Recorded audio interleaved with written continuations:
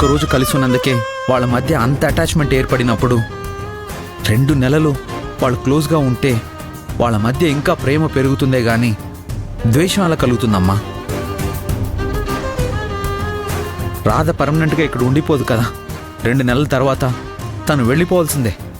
అప్పుడు కూడా ఖుషి రాధను వదులుకోవడానికి సిద్ధపడకపోతే ఖుషిని మనం కన్విన్స్ చేయగలమా అమ్మా?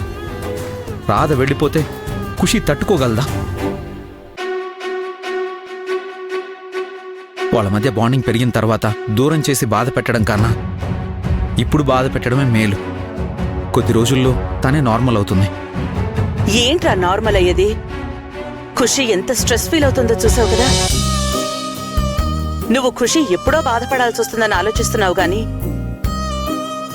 ఇప్పుడున్న తన హెల్త్ కండిషన్ గురించి పట్టించుకోవడం లేదు. డాక్టర్ ఏం చెప్పారో మర్చిపోయావా? స్ట్రెస్ ఇంకా ఎక్కువైతే ఖుషీకి చాలా ప్రమాదం. అది తిండి మానేసి మొండిగా కూర్చుందిరా. నీ కూతురు కదా, పట్టు వదలదు.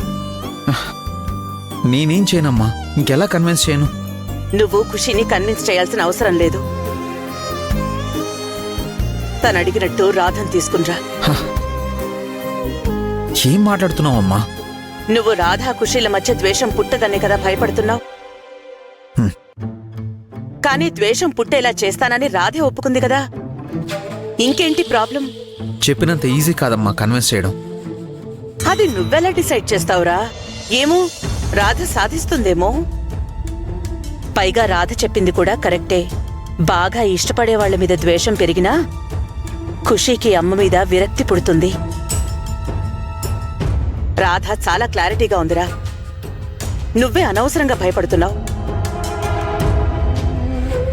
ఇప్పుడు నువ్వు రాధని కాదన్నా ఖుషీని కన్విన్స్ చేయడానికి ఎవరో ఒకరిని తనకి అమ్మలా తీసుకురావాలి కదా.